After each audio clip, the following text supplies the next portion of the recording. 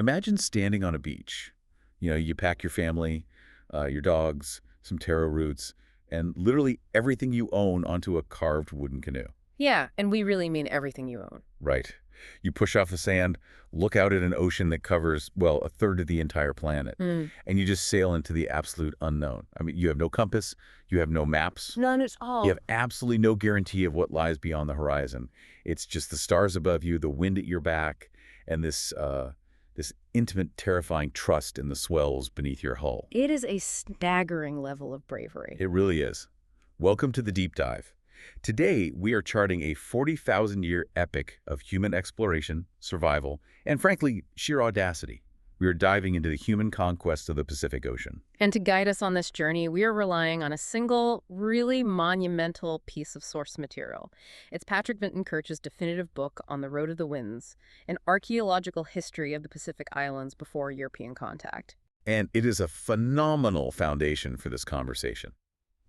Kirch doesn't look at the Pacific as some vast, empty void sprinkled with a few disconnected dots of land. Right, he treats it as this enormous, dynamic, interconnected canvas of human endeavor.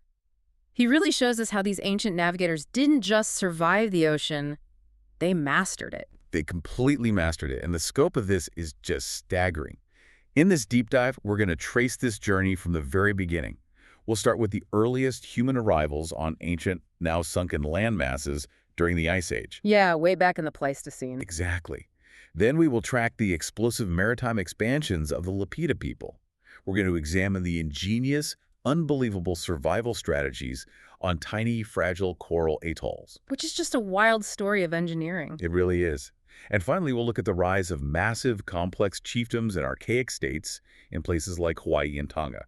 And, if you're wondering why you should care about this ancient history, it's because this isn't just a story about boats. No, not at all. This is the ultimate masterclass in human resilience. It is environmental engineering on a planetary scale, and how human societies adapt to absolute, unforgiving physical limits. And to really understand how we know all of this, we have to look through a specific analytical frame. The French historian Fernand Braudel famously coined the term the longue durée, which means the long run of history. The long run. Yeah. When you are dealing with tens of thousands of years, history isn't just passed down in texts. Because they didn't have writing back then. Exactly. And while indigenous oral traditions, the chants and the epic navigational songs are deeply rich and vital, to see the deepest structural rhythms of this history, that longue durée, you really have to look at how human existence is physically inscribed into the very fabric of the landscape itself. So we're talking about reading the dirt. Precisely. We extract these massive, silent rhythms of history from the soil. What's fascinating here is how we read it in fragments of pottery, or in the dark, organic stains of ancient wooden post holes left in the earth. Wow, just stains in the ground. Yeah, literally just discoloration in the dirt. We read it in the microscopic genetic markers of modern populations. And critically, in the physical ways, early humans permanently altered their island ecosystems. So you can basically reconstruct an entire civilization's collapse or triumphs just by looking critically at the stratigraphy of a swamp. You really can. It's incredible. Okay, well, let's start reading that dirt.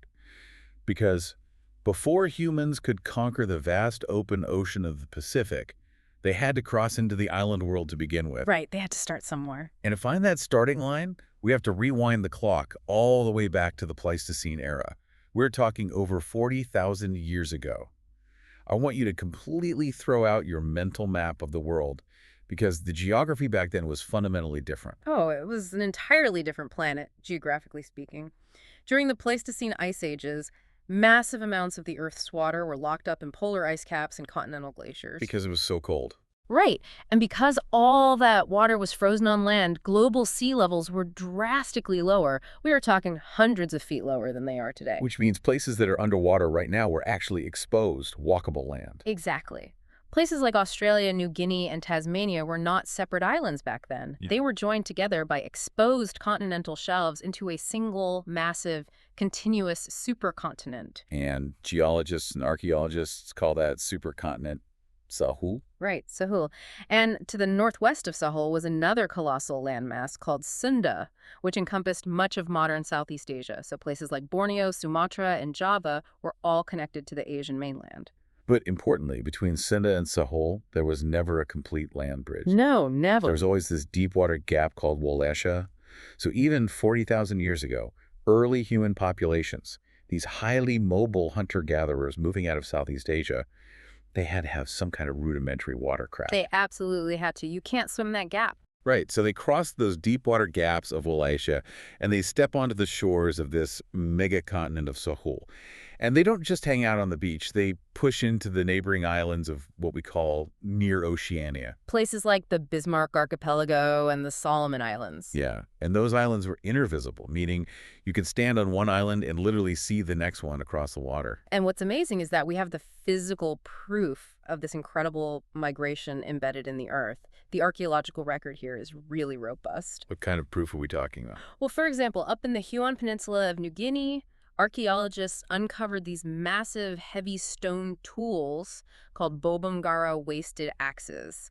And these date back tens of thousands of years. Okay, let's unpack this for a second. Let me push back on that.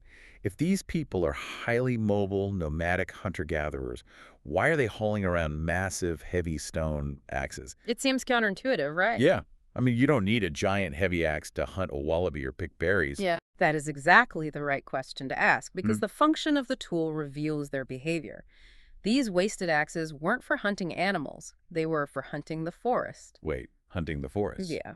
They are robust, heavy-duty tools designed for clearing dense vegetation. It tells us that these early humans weren't just passively wandering through the jungle, they were actively managing it. Oh, wow. So they were chopping down trees on purpose. Exactly. They were clearing patches of forest to encourage the growth of specific wild food plants. It's really the very earliest hint of environmental manipulation in the region. And that manipulation scales up dramatically over time. The source material details this incredible site in the New Guinea highlands called the Kook Swamp. Cook Swamp is a phenomenal site. It really is. Archaeologists started digging there, looking at the layers of sediment, and they found ancient drainage ditches. And these aren't natural riverbeds, right? No, they are clearly human-made channels cut into the muck. Right.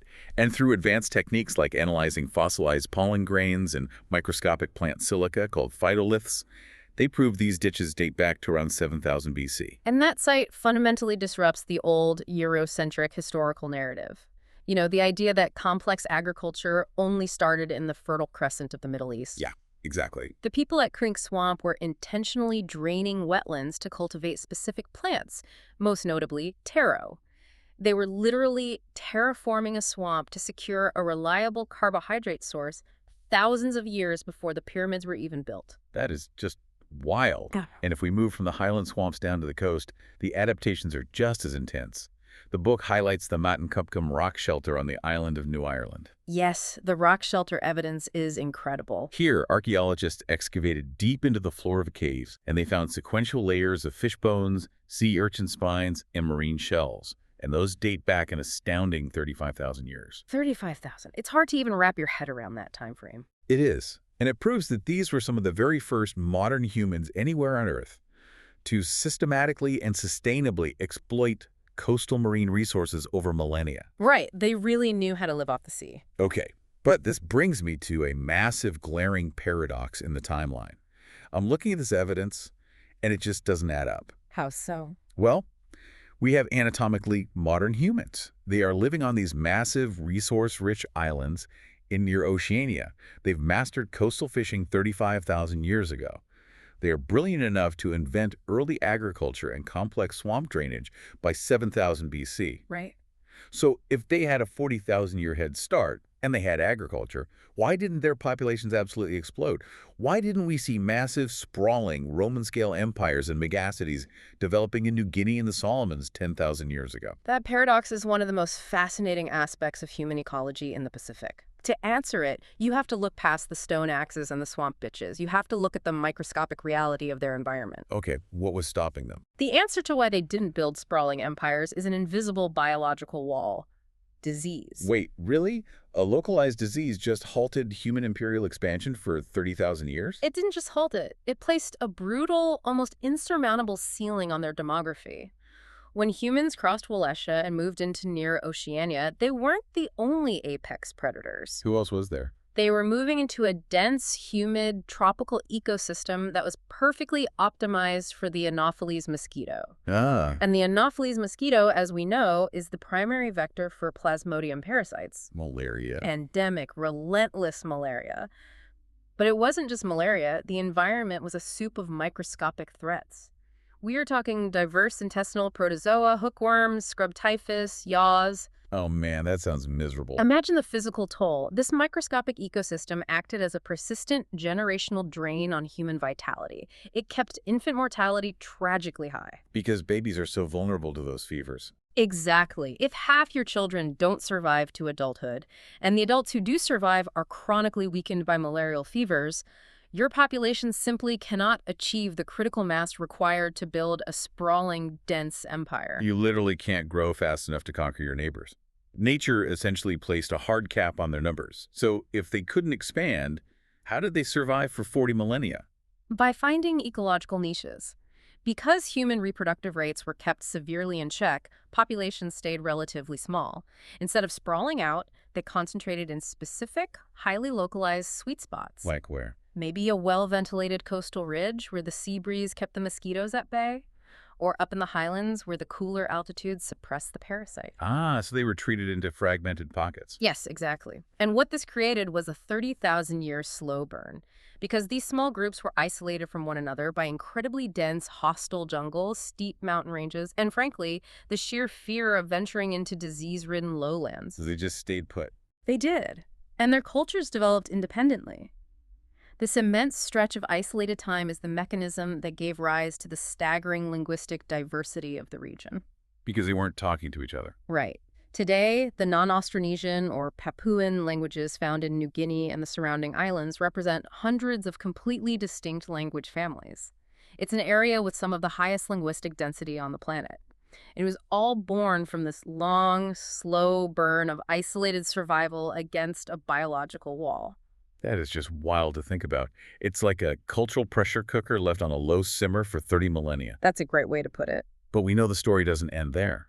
To break out of that slow burn, to breach that biological wall and actually push out into the wider, open Pacific Ocean, something radical had to happen. A new technology and a new people had to enter the chat. Yes. And that brings us to the Lapita cultural explosion and the Austronesian expansion. This is the moment where the pace of Pacific history shifts from a slow crawl to absolute overdrive.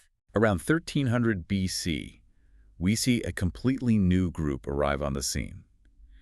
The Austronesian-speaking voyagers. The linguistic and archaeological evidence points to them sailing out of island Southeast Asia, places like Taiwan and the Philippines. Right. And they arrive in the Bismarck Archipelago, right on the doorstep of near Oceania. But they aren't stepping onto empty beaches, are they? Not at all. They are arriving in a landscape that has been inhabited by those Papuan-speaking indigenous groups for tens of thousands of years. The people who had been simmering in that pressure cooker. Exactly. Yeah. So what happens on these beaches isn't just a simple replacement. It's not one group wiping out another. It's an incredibly complex meeting of cultures. So they mixed. Yes. Yes. The immigrant Austronesian seafarers, with their advanced outrigger canoes, they clash, mix, trade, intermarry, and integrate with the indigenous populations. It's a massive cultural collision that results in a brand new synthesis. Precisely. Out of that genetic and cultural mixing pot in the Bismarck Archipelago emerges a totally new, distinct society.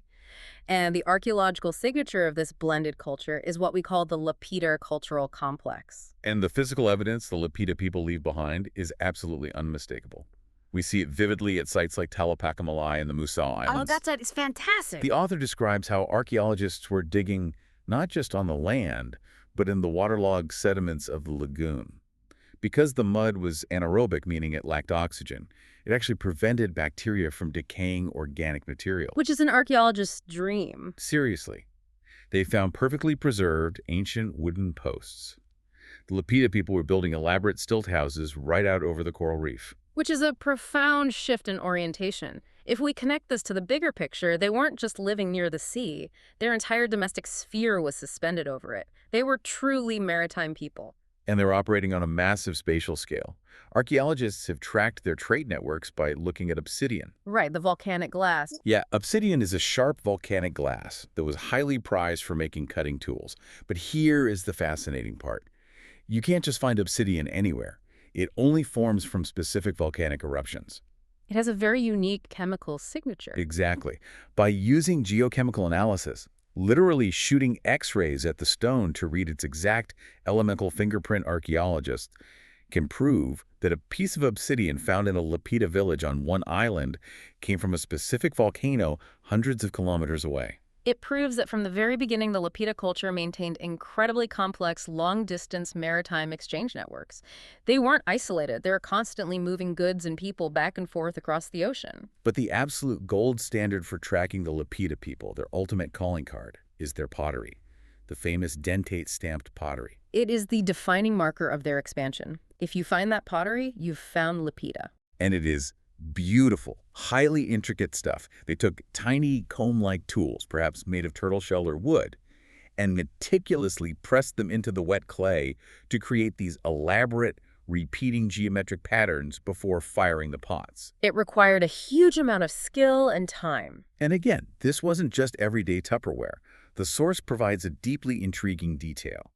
At the Tua Cemetery site in Vanuatu, archaeologists uncovered a human cranium, a skull, that had been deliberately, reverently placed inside one of these flat-bottom ceramic vessels. That detail is crucial because it moves the pottery from the realm of the purely functional into the ideological. It was sacred. It tells us that these dentate-stamped vessels held profound ritual and social significance. They were intimately tied to their mortuary practices and their veneration of ancestors. Wow. Furthermore, the pottery itself acts as a geological tracking device. Archaeologists don't just look at the patterns, they do petrographic analysis on the temper. What was the temper? The temper is the sand and crushed shells mixed into the clay to prevent it from cracking in the fire.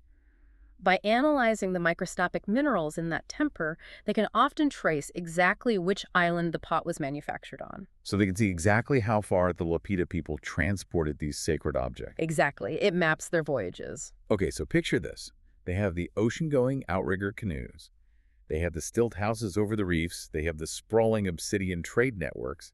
And they possess this highly symbolic ritual pottery. Yeah. And then they move. They really move. But they don't just migrate, they explode across the map.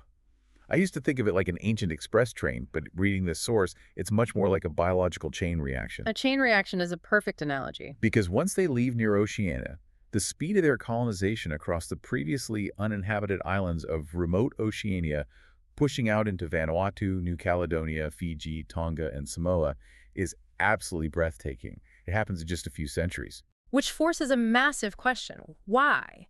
Why did this specific group of people suddenly possess the ability to multiply so rapidly and expand so aggressively when the previous inhabitants had been locked in place for 30 millennia? Right. Why did the chain reaction start? The answer takes us right back to our discussion about that invisible biological wall. Remember the malaria, the Anopheles mosquito. The parasite that capped human population growth. Well, as the Lapita voyagers sailed further east, away from the massive swampy land masses of New Guinea and the Solomons, and out into the vast open stretches of remote Oceania, they crossed a critical, invisible ecological boundary. Oh, don't tell me. Yep. The Anopheles mosquito, because of the vast ocean distances, the changing climates, and the lack of large, stagnant freshwater breeding grounds on these smaller, newer islands, it simply didn't make the trip. Wow. So they didn't cure the disease. They literally outsailed it. Exactly. They left the vector behind. And the moment that happens, the chain of malarial transmission is definitively broken. Suddenly, that brutal demographic ceiling is shattered. Infant mortality plummets. It plummets overnight. Vastly more children survive to reproductive age, and you combine the sudden, miraculous absence of endemic disease with the fact that every time they land on a new island, they are stepping into a virgin ecosystem. An island that has never seen a human predator. Untouched, naive food resources, flightless birds that have absolutely no instinct to run away from humans, massive giant megapods, pristine coral reefs, utterly teeming with massive fish, dugongs, and sea turtles. It was an all-you-can-eat buffet. The caloric abundance was staggering, and the diseases that previously checked their numbers were gone. The result is one of the most explosive demographic booms in human history. A sheer population explosion. But how does that drive the migration? Do they just keep moving for the fun of it? It becomes the core mechanism of their social structure.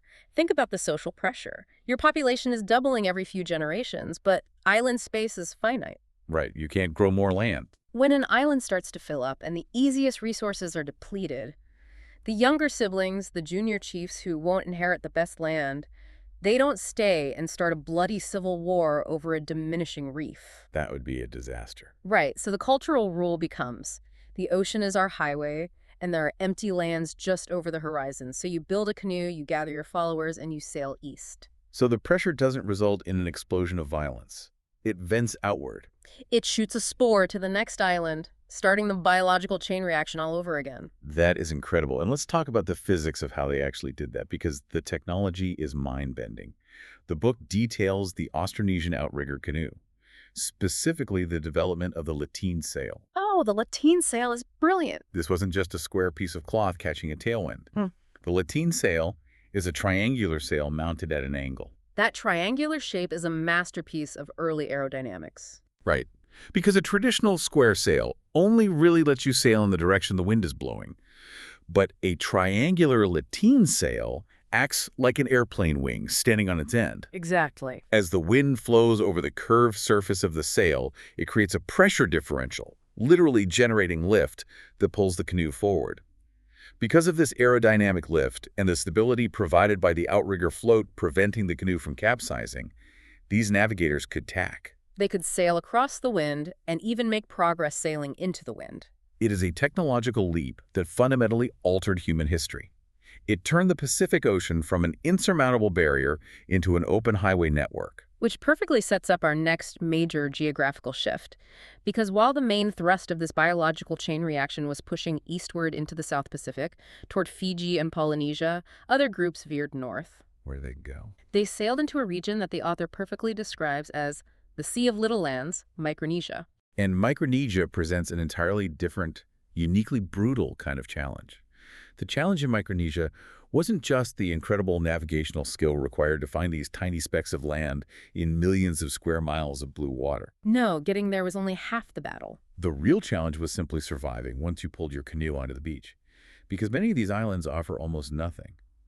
We are talking about extreme marginal environments, specifically the fragile coral atolls. Atolls are incredibly difficult places to live. I want you to really visualize this. An atoll is not a lush volcanic mountain. It is basically just a ring of dead coral reef surrounding a central lagoon, with a few narrow strips of blinding white coral sand barely poking a few feet above sea level. There's almost no elevation. Right. Imagine trying to farm on a beach. There is no rich volcanic soil, there are no rivers, there are no streams. How on earth do you sustain a human population on a sandbar? It requires an intimate, almost microscopic understanding of island hydrology. The sheer willpower of the atoll adaptations is staggering. The source material details this, and it absolutely blew my mind.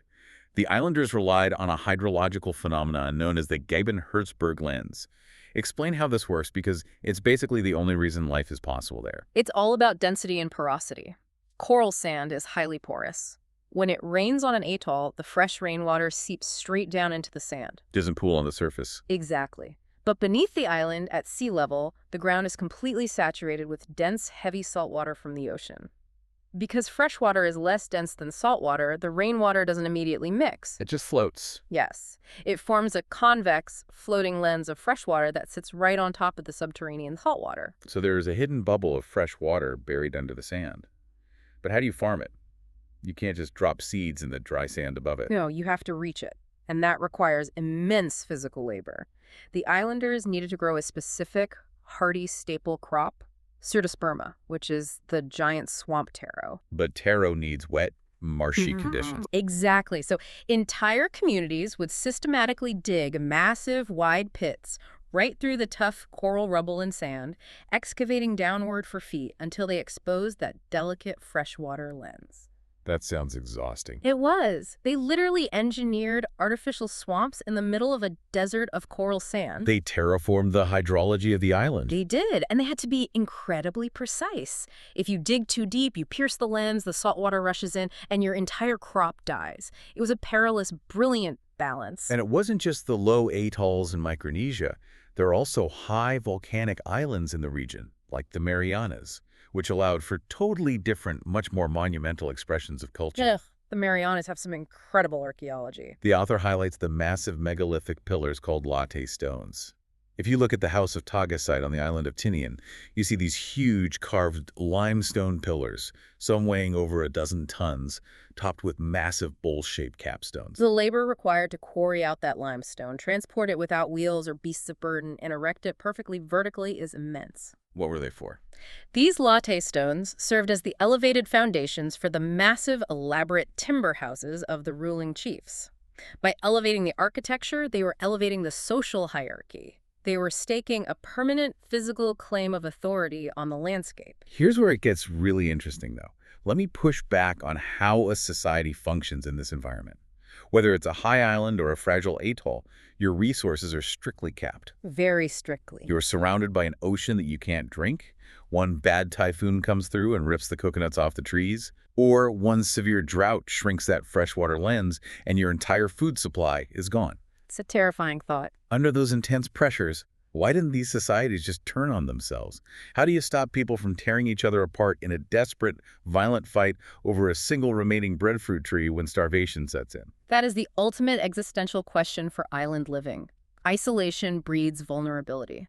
And the Micronesians solved this vulnerability not through endless warfare, but through incredibly complex social engineering. How did they do it? The solution was the creation of vast, intricate systems of exchange and mutual obligation, the most famous of which is called the Sawway system. Okay, how did the Solway system actually function in practice? Think of it as a massive, decentralized ecological insurance policy. Because a single coral atoll is simply too small and vulnerable to survive a direct hit from a typhoon on its own, the islanders created formalized, ritualized networks of trade. Who were they trading with? They linked a whole string of low, vulnerable atolls to a larger, more resilient, high volcanic island. In this specific case, the island of Yap. So they tied their fates together. Yes, it operated as a strict system of tribute and reciprocal exchange. Every year, the navigators from the low atolls would brave the open ocean to sail to Yap. They would bring specific, highly valued gifts, intricately woven mats, rare shell ornaments, and coconut oil. So they're paying tribute to the high island. Exactly. In return, the chiefs of Yap, who have access to the deep volcanic soils and forests, provide the atoll dwellers with things they desperately need but cannot grow or find on a sandbar. Like what? Massive timber logs to build new canoes, turmeric, and high island food crops. But it's not just a capitalist trade of goods, right? It's about survival. Exactly. The physical goods are almost secondary to the social contract being forged. You survive by making absolutely sure your powerful neighbors owe you and you owe them. Give me a scenario. Okay, let's say a catastrophic typhoon completely washes over your atoll, salting the earth and destroying the taro pits. Because you are a participant in the Sawway network, you know you can load your surviving people onto a canoe, sail hundreds of miles to Yap, and the high chiefs there are socially, morally, and ritually obligated to take you in. Wow. They have to help you. They will feed your people and shelter you for months until your atoll recovers enough to return. The network is the safety net that prevents societal collapse. That is brilliant. It's mutual survival through enforced generosity. And it's important to note that restricted physical space didn't just lead to cooperation. It also forced the development of intense social complexity. We see this vividly in the Caroline High Islands. The ruins there are amazing.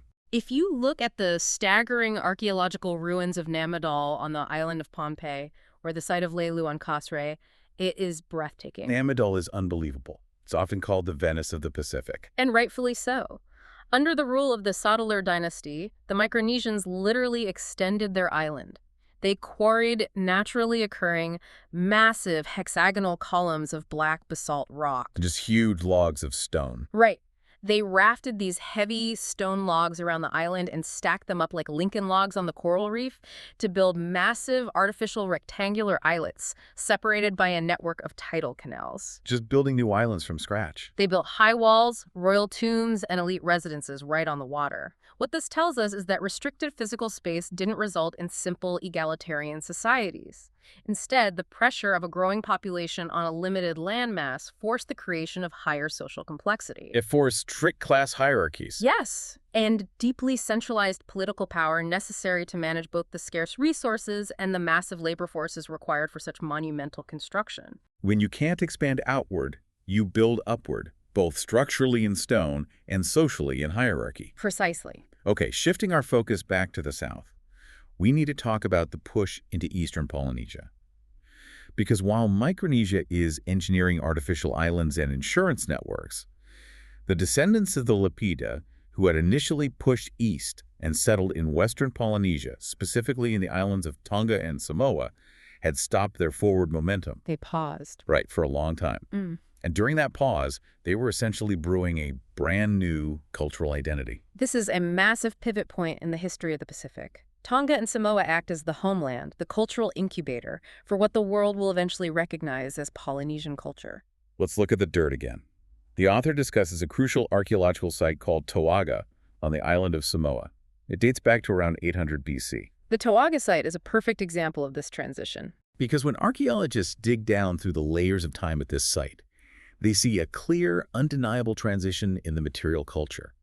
The classic, beautifully intricate Lapita dentate stamped pottery, that cultural fingerprint we talked about earlier, it starts to fade out in the upper, newer layers of dirt. The decorations just vanish. Right. The elaborate decorations completely disappear, and the pottery is replaced by thick, simple, undecorated plainware.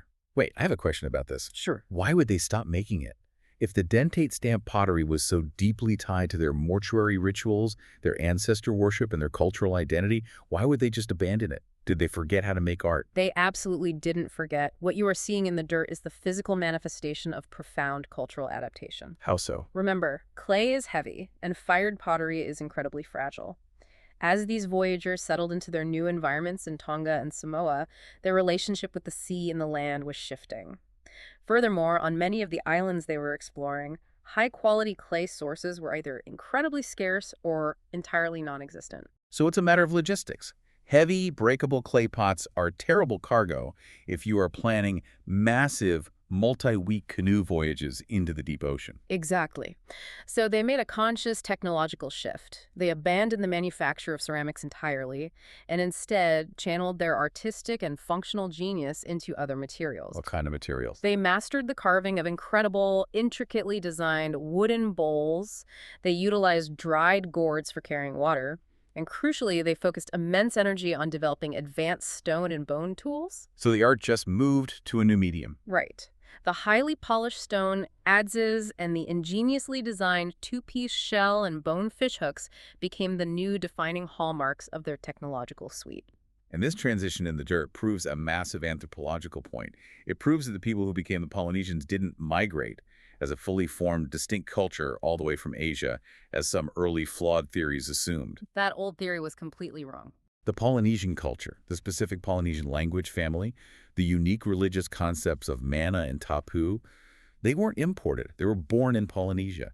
They evolved in situ over centuries of isolation and adaptation in this Tongan and Samoan crucible. They forged a new identity adapted for the deepest ocean. And once that new Polynesian identity is fully forged, they start the engines back up. They launch their double-hulled voyaging canoes, and they push out into the massive, terrifying, seemingly endless empty spaces of eastern Polynesia. The voyages they undertake at this point are just breathtaking. They discover and settle the Marquesas, the Society Islands like Tahiti, and eventually they execute the most staggering feats of navigation in human history. They reach the extreme, distant corners of the Polynesian Triangle, Hawaii far to the north, Rapa Nui or Easter Island in the distant east, and the massive temperate landmass of Aotearoa, New Zealand, down in the deep south. And trying to figure out exactly when they achieved these final staggering voyages has been one of the most contentious, aggressively debated issues in modern Pacific archaeology. Oh, the chronology wars. The long versus short chronology debate.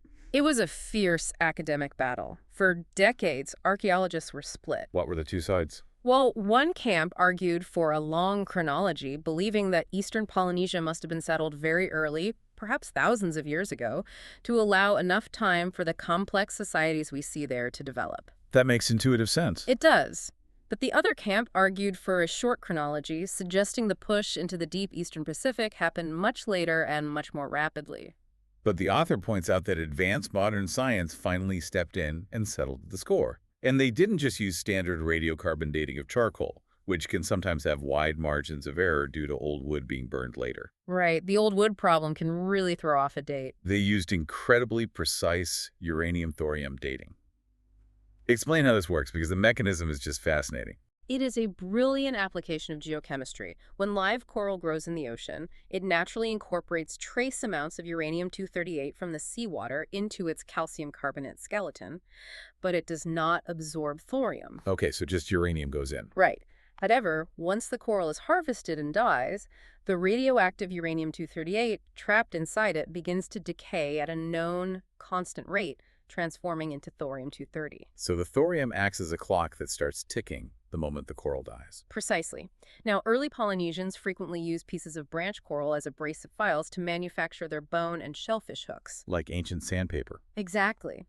By finding these ancient coral files in the excavation sites and using a mass spectrometer to measure the exact microscopic ratio of uranium to thorium inside the coral, scientists can pinpoint the exact decade that the coral was plucked from the reef and used by a human. That is an unbelievable level of precision. And the results from this uranium-thorium dating absolutely decimated the long chronology theory. It proved definitively that the push into the deep eastern Pacific was late and incredibly swift. How late are we talking?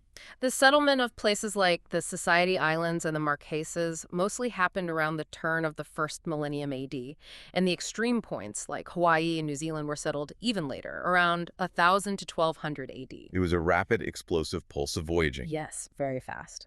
Which perfectly sets the stage for Section 5, the rise of Polynesian chiefdoms and archaic states. Think about this scenario. Our master navigators have spent centuries pushing the boundaries of human endurance. They have finally reached the most remote, isolated high islands on planet Earth, places like Hawaii. The very edge of the habitable world. They pull the massive double-hulled canoes onto the black sand beaches. And then, the voyaging stops. They settle in. But while the geographic expansion stops, the biological reality doesn't. Population growth never stops. Right. The population keeps growing, doubling, and expanding, but the physical boundaries of the volcanic island never change. You can't sail away anymore. What happens to a society under that specific kind of pressure? You witness a fundamental structural mutation in human society. The book talks about society shifting from what anthropologists call open societies, where status and leadership might be somewhat flexible based on military prowess or navigational achievement, into highly stratified, rigid chiefdoms, and ultimately into archaic states. And we see the undeniable physical evidence of this concentrated, monumental power erupting onto the landscape. The development of archaic states is a global phenomenon. We see it in Mesopotamia, Mesoamerica, and Egypt. But what makes the Pacific so uniquely valuable to archaeologists is that it happened here in total isolation. It is an incredible, pristine laboratory for studying the independent evolution of human social hierarchy. You look across Polynesia and you see the architecture of power everywhere. You see the massive stepstone mound of Pulemole in Samoa jutting out of the jungle. You see the elaborate walled temple platforms called morai in Tahiti, where human sacrifices were offered. And in Tonga, the political evolution went in a slightly different direction. They didn't just build upward, they built a maritime empire. Oh, the Tongan Maritime Empire is fascinating. It was a massive, centralized, long-distance, prestiged goods exchange network. They controlled trade and exacted tribute across a vast swath of ocean, incorporating Fiji and Samoa, and the absolute center of gravity for this entire network was a sacred, almost godlike ruler sitting on the island of Tongatapu, known as the Tui Tonga. And the Tui Tonga possessed so much mana spiritual power that he was insulated by layers of lesser chiefs who handled the actual secular administration. But the ultimate expression of this societal mutation happened in Hawaii. Because in Hawaii, the geographical isolation was absolute. It is the most remote major archipelago on Earth. After the initial settlement phases by Polynesian voyagers and perhaps a brief period of two-way return voyaging to Tahiti, the ocean corridor closed. The voyaging outside the Hawaiian archipelago completely stopped. For centuries, the Hawaiians were entirely cut off from the rest of the human race. And that absolute airtight isolation forces a brutal internal reckoning. I always picture it as a social pressure cooker. The famous anthropologist Marshall Solins coined a brilliant term for this mechanism: competitive involution. It perfectly describes what happened. Imagine the demographics. You start with a few canoe loads of founders. Over centuries, they multiply. When the British explorer Captain Cook eventually arrived at Kealiko Key in 1779, he wasn't greeted by a handful of villagers. No, he was greeted by an immense crowd. He was greeted by a flotilla of canoes and an estimated 15,000 people thronging the shores of just that one single bay. The population density was staggering. Exactly. You have this massively swollen population living on an ecologically fragile, finite volcanic island. A society of that sheer size simply cannot spread out. There are no empty valleys left. There is nowhere left to run. So they have to look inward. Right. Forced by the inescapable geography, the society involutes. It turns inward and it builds up. It crystallizes into an intensely rigid, deeply unequal class hierarchy. But let's theorize on this for a second. If you are a paramount chief in ancient Hawaii, how do you actually enforce that hierarchy? You don't have guns. You don't have a digital surveillance state. How do you look at 15,000 commoners in a bay and say, I am a god, you are dirt, and you will give me half your food, without them immediately overwhelming you and throwing you in the volcano? That is the crucial question of political economy. And the answer is not just ideological control through religion, though that was important. The core answer is absolute control over the calories. You control the people by controlling the landscape. Explain the mechanics of that. How does that work in the dirt? As the population grew and every inch of arable land was claimed, the elites, the high chiefs, the alii, systematically took ownership of what archaeologists call landesque capital. Land as capital, meaning land that has been permanently physically improved by human labor? Yes. In Hawaii, the commoners didn't just passively harvest wild yams. Under the direction of the chiefs, they executed massive, island-wide infrastructure projects. Like the taro pond fields. Exactly. They engineered sprawling, terraced taro pond fields in the wet valleys, complete with complex stone irrigation canals called away that devoted river water with perfect hydrological precision. And on the drier sides of the islands. On the drier, leeward slopes, they constructed massive dryland field systems. We are talking hundreds of acres of stone alignments designed to trap moisture in soil for growing sweet potatoes. They literally terraformed the mountainsides to maximize the caloric output of every square inch. They did. And because the paramount chiefs claimed divine descent from the gods, they claimed absolute ownership of this engineered land. The commoners were allowed to work the land, but they did not own it. So the chiefs could just take the harvest. By controlling this intensive agricultural engine, the high chiefs could extract massive amounts of surplus food. They invented taxation. It is the foundation of the state. And what do you do with massive amounts of surplus taro and pork? You use it to fund a centralized state apparatus. It pays for the government. The surplus calories allowed the chiefs to feed and maintain a specialized full-time class of brutal warriors to enforce their will. It allowed them to support a distinct, powerful class of priests to manage the complex rituals and read the omens. And to build temples. Yes. It allowed them to order tens of thousands of commoners to drag basalt boulders to construct the monumental Hio, the massive, imposing stone temples dedicated to Ku, the god of war, and Lono, the god of agriculture. It is an incredibly brilliant, highly structured, albeit deeply ruthless system of managing a massive population that was pushing dangerously close to the maximum carrying capacity of its environment. It is the definition of an archaic state, and it proves profoundly that human social evolution follows recognizable, predictable patterns when placed under similar demographic and ecological pressures, regardless of whether you are in a river valley in Mesopotamia or on a volcano in the middle of the Pacific Ocean. Which brings us perfectly to our conclusion. Section 6. Big structures, large processes. Right. As Kirch brings this monumental book to a close, he steps back from the individual islands, from the specific shards of pottery and the specific stone temples, and he distills this entire 40,000-year history into three grand, sweeping mechanics. These are the underlying engines of Pacific history: voyaging, demography, and economic intensification. Let's break these down, starting with voyaging. Voyaging is the technological and cognitive catalyst. The development of the Austronesian outrigger canoe, coupled with the aerodynamic lift of the lateen sail, fundamentally inverted the human relationship with the natural world. For most of terrestrial human history, the ocean was a barrier. It was a wall that kept you trapped. The voyagers turned the ocean into a highway. And it wasn't just the physical wood and fiber of the boat. It was the intellectual software required to operate it. Navigation. Right. The cognitive leap of celestial navigation, memorizing the rising and setting points of hundreds of stars, Reading the complex refraction of ocean swells bouncing off invisible islands, understanding the flight paths of specific seabirds, it represents one of the greatest intellectual achievements of ancient humanity. It allowed them to colonize a third of the globe. And then the second major process is demography, the sheer, inescapable mathematics of human life, death, and reproduction. The demographic narrative of this book is astounding. You have the wild, dramatic swing from the initial colonization of Near Oceania, where endemic malaria and parasites created a brutal biological ceiling that kept populations small and isolated for 30,000 years. Right, the slow burn. And the moment they crossed the invisible ecological boundary into remote Oceania, leaving the Anopheles mosquito behind, the math completely flips. You get an explosive, rapid population boom as humans encounter virgin landscapes flush with naive resources. But demography is an endless engine. That rapid expansion eventually, inevitably, led right back to intense resource competition as those new islands filled up. Which forced further voyaging. Or, in the case of Hawaii, forcing the creation of violent, stratified, archaic states to manage the density. Demography dictates destiny.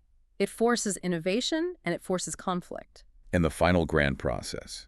Intensification. This shatters the persistent, romanticized Western myth of the noble savage, living passively in perfect harmony with an untouched, pristine Eden. The reality shown in the dirt is that these human beings didn't just adapt to their environments, they actively, aggressively terraformed them. They were masterful ecosystem engineers. Whether they were digging swamp drainage ditches in Pleistocene New Guinea, excavating freshwater lenses through coral atolls in Micronesia, or building massive irrigated taro terraces in Hawaii, they constantly intensified their economic output to survive the massive populations they had created. So when we step back and look at this entire 40,000-year tapestry, what is the ultimate takeaway? For me, the most profound realization is that the Pacific Ocean was never just a void sprinkled with isolated, lonely dots of land. It was a vast, vibrant, intimately interconnected web of humanity. I agree completely. That is the true longue durée of the Pacific. Total isolation was actually the rare exception, occurring only at the extreme margins, like Hawaii after the voyaging corridor closed. Everywhere else, they were connected. Exactly. Everywhere else, the history of the Pacific was driven by constant interaction, by massive trade networks moving obsidian and fine mats, by political marriage alliances across island chains, by warfare, and by constant, brilliant adaptation to shifting environmental realities. The Pacific Islanders were never passive victims of their geography. They were active, brilliant agents who engineered their worlds and built staggeringly complex societies on the very edges of the habitable Earth. Which brings us to the end of our journey today. I want to thank you, the listener, for coming along on this deep dive into Patrick Vinton Kirch's masterpiece.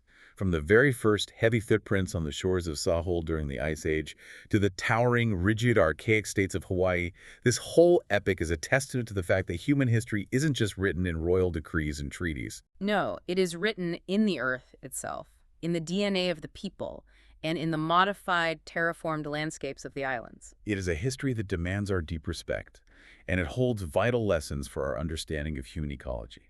And before we go, I want to leave you with one final provocative thought to mull over. We look at islands like Rapa Nui Easter Island, and we so often hear these popular modern morality tales of societal collapse. Right, we are constantly told the story that they foolishly cut down all their trees to build giant stone heads, overpopulated their island, and destroyed themselves in a fit of arrogant environmental ruin. But when we look at the longue durée of the Pacific, when we look closely at the deep, muddy archaeological record, that simplistic narrative of collapse feels cheap. It really does.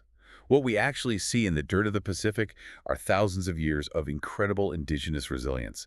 We see constant, brilliant adaptation. We see highly intensive, deliberate environmental management that sustained populations for centuries under immense pressure. So here's the question for you to ponder. If an island in the middle of a vast, uncrossable ocean is just a microcosm of a planet floating in the middle of vast, uncrossable space, what can the ancient environmental engineers of the Pacific teach us about managing our own isolated island today? As our global population swells against finite resources, are we inevitably headed for our own global competitive involution, where society becomes rigidly unequal and violently hierarchical? Or can we look to the master navigators and terraformers of the past to help us engineer a sustainable balance? Think about that the next time you look at the stars. Sometimes to find the way forward, you have to look deep beneath the surface of the Earth.